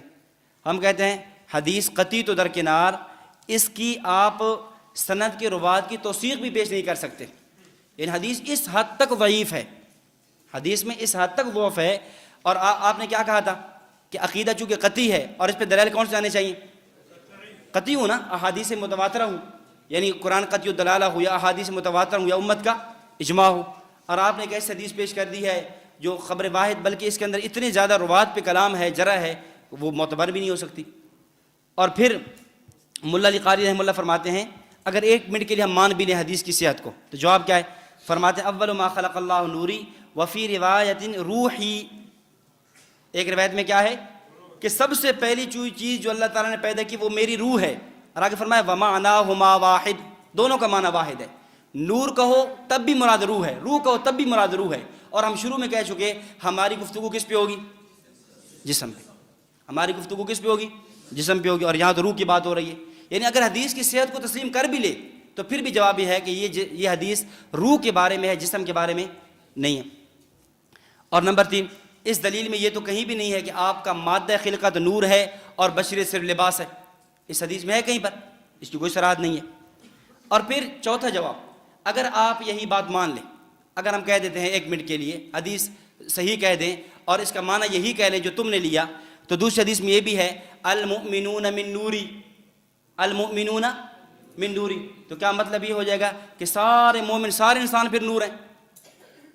پھر تو انسانوں کی بشریت کے بھی انکار ہو جائے گا اگر یہی معنی کرنا ہے. تو اگر نبی علیہ الصلوۃ والسلام کے بارے میں نور کہا گیا ہے تو مومنین کے بارے میں بھی کہا گیا. جی جواب نمبر 5, انا من اللہ والمؤمنون منی, اس کو محدثین نے موضوع منگھڑ قرار دیے. حافظ الدنیا حافظ ابن حجر عسقلانی رحمۃ اللہ علیہ نے لکھا کہ انہ کذب مختلف فی, یہ مختلف نہیں ہونا چاہیے, مختلق ہونا چاہیے, مختلق گھڑی ہوئی, یہ فا نہیں ہے قاف ہے, مختلق, یعنی یہ حدیث جھوٹی ہے. مختلق, اختلق یختلق اختلاقاً گھڑی ہوئی ہے. جی دلیل نمبر 3, دلیل نمبر 3 کیا پیش کرتے ہیں؟ کہتے ابو ہریرہ رضی اللہ عنہ کی روایت ہے کہ آپ صلی اللہ علیہ وسلم نے جبریل امین سے ان کی عمر پوچھی تو انہوں نے کہا کہ اس کے علاوہ میں نہیں جانتا کہ ایک ستارہ 70,000 سال بعد طلوع ہوتا تھا اور میں نے اسے 72,000 بار طلوع ہوتے دیکھا. تو آپ صلی اللہ علیہ وسلم نے فرمایا یا جبریل وعزت ربی انا ذالک الکوکب, میری عزت کی قسم وہ ستارہ میں تھا. اب دیکھیں اس روایت کے بارے میں کہ پہلی بات تو یہ ہے کہ یہ روایت درجہ صحت تک نہیں پہنچتی. اس روایت کے بارے میں محدثین نے اس پہ بہت زیادہ کلام کیا ہے, جروحات موجود ہیں. اور دوسری بات یہ ہے کہ عقائد کے باب میں چل ہی نہیں سکتی, یہ روایت عقائد کے باب میں صحیح نہ ہونے میں تو چل ہی نہیں سکتی. اور تیسری بات یہی ہے کہ بات ہماری گفتگو جسم کے بارے میں ہو رہی تھی اور آپ نے کیا کہہ دیا؟ روح کو پیش کر دیا. اور چوتھا جواب یہ بھی آپ ساتھ شامل کر لیں کہ محدثین کی اتنی بڑی جماعت میں سے جن محدثین نے اس حدیث کو اپنی کتابوں میں نقل کیا ہے, کیا کسی محدث نے اس حدیث کا معنی یہ لیا جو تم نے لیے؟ جس طرح تفسیر کا اصول ہے نا, اس طرح حدیث کا بھی یہ اصول ہے. کوئی ایک محدث پیش کر دو جس نے اس حدیث کا یہی معنی لیا ہو جو تم لے رہے ہو. یہ اور چوتھی دلیل سمجھے, اور یہ بڑی عوامی اور عامیانہ دلیل ہے. کہتے ہیں نبی اکرم صلی اللہ علیہ وسلم کا سایہ نہیں تھا. یہ عام طور پہ آپ بریلوی خطبات سے سنتے رہتے ہیں, کہتے ہیں نبوت کا سایہ نہیں تھا. آپ کا سایہ نہ ہونا اس بات کی دلیل ہے کہ آپ کیا تھے؟ نور تھے. کہتے ہیں چونکہ بشر کا سایہ ہوتا ہے اور نور کا سایہ نہیں ہوتا, تو کہتے ہیں آپ کا چونکہ سایہ نہیں تھا اس لیے آپ صلی اللہ علیہ وسلم کیا ہیں؟ نور ہیں. ہم کہتے ہیں دیکھیں پہلی بات تو یہ ہے کہ نبوت کا سایہ تھا یا نہیں تھا, اس میں دونوں طرح کی روایات ہیں. بعض روایات سے ملتا ہے کہ آپ کا سایہ تھا, بعض روایات میں ملتا ہے کہ آپ کا سایہ نہیں تھا. آگے آپ کے فائل کے اندر وہ حدیث موجود ہے. حضرت زینب رضی اللہ تعالیٰ عنہا فرماتی ہیں کہ ایک مرتبہ حضرت صفیہ اور میرا کسی بات پہ تھوڑا جھگڑا سا ہو گیا, تو میں نے حضرت صفیہ کو کچھ نازیبہ کلمات کہہ دی, تو نبی اکرم صلی اللہ علیہ وسلم مجھ پہ ناراض ہو گئے. کئی دن تک ناراض رہے, یہاں تک کہ ایک دن آپ نے میرے پاس آنا چھوڑ دیا. ایک دن میں نے دیکھا, میں دوپہر کو سوئی ہوئی تھی کہ ایک سایہ نمودار ہوا. تو میں سوچنے لگی میرے پاس تو کسی نبی علیہ السلام نے آنا ہوتا ہے، وہ تو آ نہیں رہے ان دنوں میں، تو یہ کون ہے؟ میں نے دیکھا تو وہ نبی اکرم صلی اللہ علیہ وسلم کی ذات تھی، تو سایہ تو تھا۔ اس طرح اور بھی کئی روایات سے سایہ کا ثبوت بھی ملتا ہے۔ ہم کہتے ہیں 1 منٹ کے لیے دونوں روایات موجود ہیں، سایہ موجود ہونے والی بھی روایت موجود ہیں اور سایہ نہ ہونے والی روایت بھی موجود ہیں، اور ان دونوں روایات میں تطبیق بھی ہے۔ محدثین نے کیا تطبیق دی ہے کہ جن روایات میں ہے کہ آپ کا سایہ نہیں تھا، ان روایات کا مطلب یہ ہے کہ بطور معجزہ کہ آپ صلی اللہ علیہ وسلم کا سایہ ختم کر دیا گیا تھا، اور جن روایات میں ہے کہ آپ کا سایہ تھا، اس سے مراد یہ ہے کہ چونکہ آپ صلی اللہ علیہ وسلم کے جسم مبارک کے ساتھ کپڑے لگے ہوتے تھے، آپ علیہ السلام کپڑے تو پہنتے تھے، اور وہ جو کپڑے مبارک تھے ان کپڑوں کا سایہ ہوا کرتا تھا۔ تو جن میں ہے سایہ نہیں تھا، اس سے مراد آپ کا جسد اطہر ہے، جسد اطہر کا سایہ نہیں تھا، لیکن جن میں ہے کہ سایہ تھا، اس سے مراد آپ کے کپڑے مبارک تھے، اس لیے دونوں روایات میں تطبیق ہو جاتی ہے۔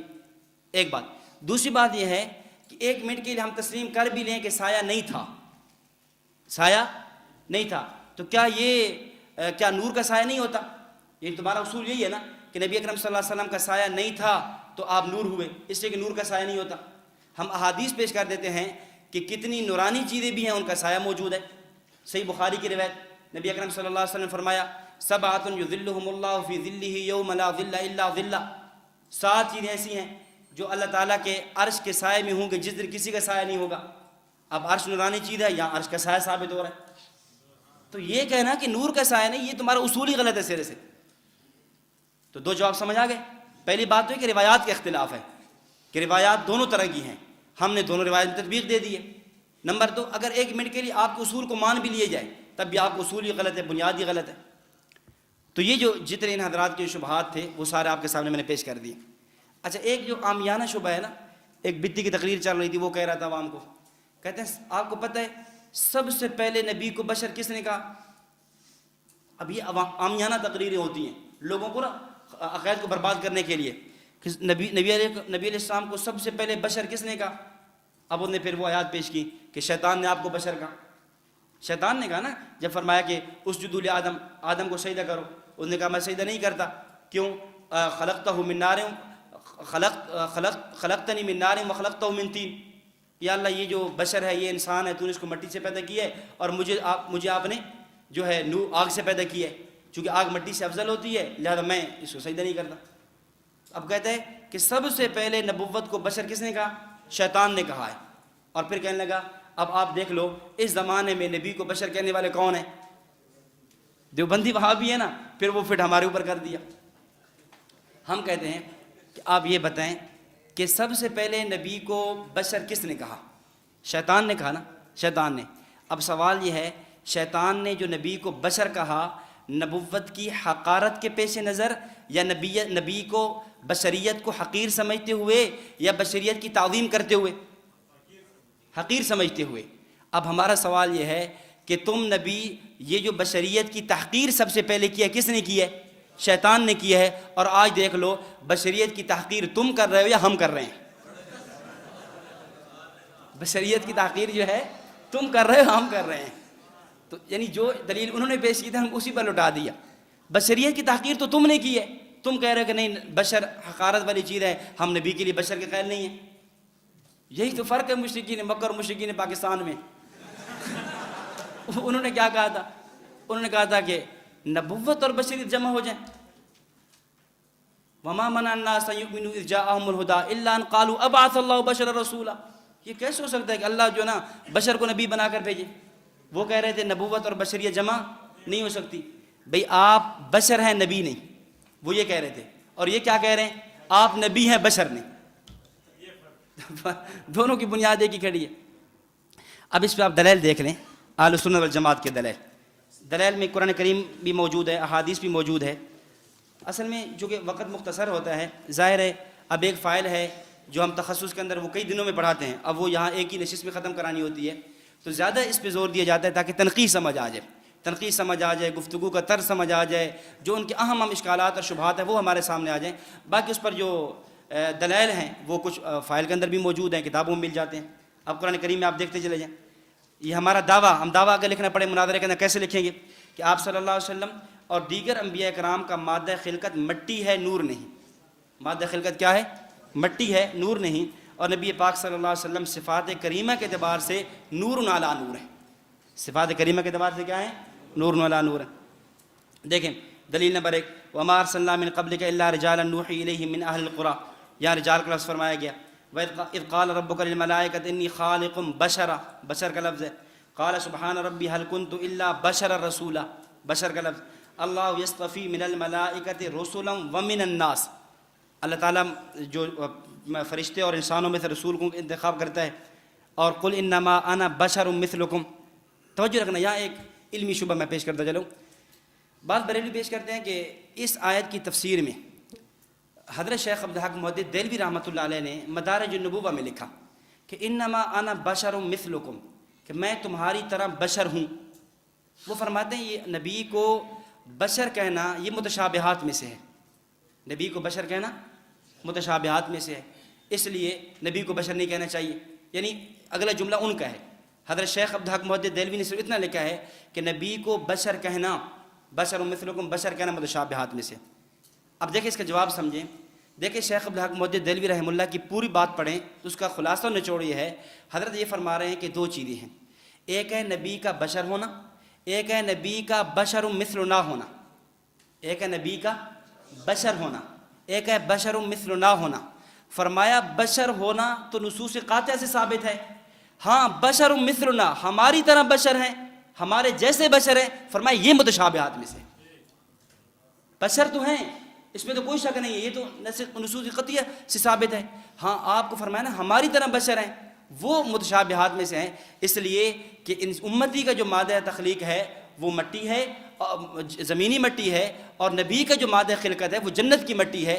اس اعتبار سے فرمایا یہ بشر مثلنا کہنا یہ متشابہات میں سے.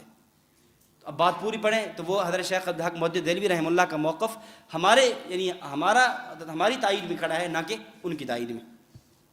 اس طرح دلیل نمبر 6 ہے قال لو كان في الارض ملائكة يمشون مطمئنين لنزلنا عليهم من السماء ملكا رسولا. تو اللہ تعالیٰ نے اصولی بات بیان کی ہے کہ بھئی زمین کے اندر اگر ملائکہ چلتے تو ہم آسمان سے ملائکہ بھیج دیتے.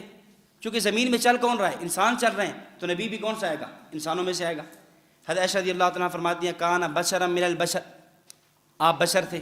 اب یہاں توجہ رکھیں, یہ جو لوگوں نے سخت فتوے لگائے کہ نبی اکرم صلی اللہ علیہ وسلم کو بشر کہنے والے کافر ہیں, اب آپ بتائیں یہ فتویٰ کس پہ جا کر لگے گا؟ کتنے یعنی آپ تکفیر کے مسئلے میں کتنی احتیاط کی ضرورت ہوتی ہے. آپ عبارات اکابر کے فائل کے شروع میں پڑھ چکے ہیں کہ ہمارا یہ مسئلہ, ایک آدمی مبہم کلام کرتا ہے, اس کے اندر 100 احتمال ہیں, 99 احتمال کفر کے, ایک اسلام کا ہے, تو اسلام والے احتمال کو لیا جائے گا. اور یہاں تک انہوں نے ایسے فتویٰ بازی کی کہ ان کے فتاوی سے نہ صحابہ بچے, نہ تابعین بچے, نہ تبع تابعین, اور نہ امت کی مقتدر علماء بچے. حضرت براء بن عازب فرماتے ہیں کان رسول اللہ صلی اللہ علیہ وسلم رجلا مربوعا, شمائل ترمذی. سیدنا ابوبکر صدیق فرماتے ہیں اتقتلون رجلا ان یقول ربی اللہ, صحیح بخاری, کیا تم اس رجل, اس انسان کو قتل کرتے ہو جو کہتا ہے کہ میرا رب اللہ ہے؟ حضرت جابر فرماتے ہیں قلنا اما الرجل الصالح فرسول اللہ, کہ یعنی رجل صالح سے مراد نبی اکرم صلی اللہ علیہ وسلم کی ذات گرامی ہے. حضرت عبداللہ بن عمر فرماتے ہیں سنن نبی داود کے اندر ورسول اللہ صلی اللہ علیہ وسلم بشر یتکلم فی الغضب والرضا, نبی علیہ السلام بشر ہیں, آپ غصہ اور رضا کی حالت میں کلام کرتے ہیں. یہ وہ مشہور لمبی روایت ہے جس میں آپ حدیث لکھا کرتے تھے. کسی صحابی نے کہہ دیا بھی آپ حدیث لکھنا چھوڑ دیں, کبھی آپ صلی اللہ علیہ وسلم غصے میں ہوتے ہیں, کبھی خوش ہوتے ہیں, کبھی کیسی کیفیت ہوتی ہے, تو ہر بات نہ لکھا کریں. تو اس پہ حضرت نے یہ جواب دیا کہ ورسول اللہ بشر یتکلم, آپ بشر ہیں. اور دلیل نمبر 12 فرشتہ کہتا ہے ما کنت تقول فی ھذا الرجل, ما کنت تقول فی ھذا الرجل. اس پہ انشاءاللہ مفصل بحث وہاں آئے گی حاضر ناظر میں. میں اتنا عرض کر دوں کہ عجیب بات یہ ہے کہ اس حدیث سے حاضر ناظر ہونے پر استدلال کرتے ہیں. ما کنت تقول فی ھذا الرجل, کہ آپ ہر قبر میں آتے ہیں, حاضر ناظر ہونے پر استدلال کرتے ہیں, اور فی ھذا الرجل لفظ رجل سے نبی کی بشریت پہ استدلال نہیں کرتے. اگر حدیث حاضر ناظر کی دلیل ہے, وہ دلیل ہے یا نہیں وہ ایک الگ بات ہے, وہ دلیل حاضر ناظر کی بعد میں ہے, الرجل سے بشریت کی دلیل پہلے ہے. اسی طرح میں آج ادھر چل رہا تھا آن لائن دورہ تحقیق المسائل میں کورس 20 رکعت تراویح پر, تو میں وہاں ایک حدیث پیش کی صحیح بخاری کی, غیر مقلد پیش کرتے ہیں 8 رکعت تراویح پر.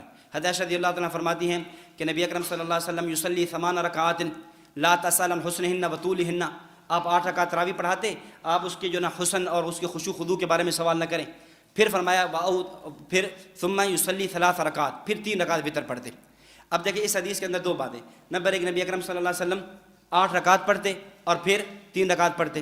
اب اس سے غیر مقلدین استدلال کرتے ہیں کہ نبی اکرم صلی اللہ علیہ وسلم 8 رکعت تراویح پڑھا کرتے تھے. ہم کہتے ہیں کئی جوابات ہیں. ایک جواب، اگر اس حدیث کو ماننا ہے تو پورا مانو. اگر 8 رکعت تراویح ثابت ہو رہی ہے تو ساتھ 3 رکعت وطر بھی ثابت ہو رہے ہیں، اور تم 3 رکعت وطر نہیں، تم 1 رکعت وطر پڑھتی ہو. تو بات مانی تو پھر پوری مانو. جی آگے دیکھیں.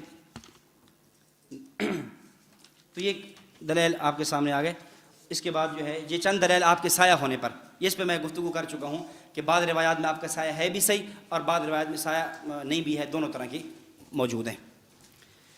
چلیے، سبحانک اللہم و بحمدک، اشہد ان لا الہ الا انت، استغفرک و اتوب الیک.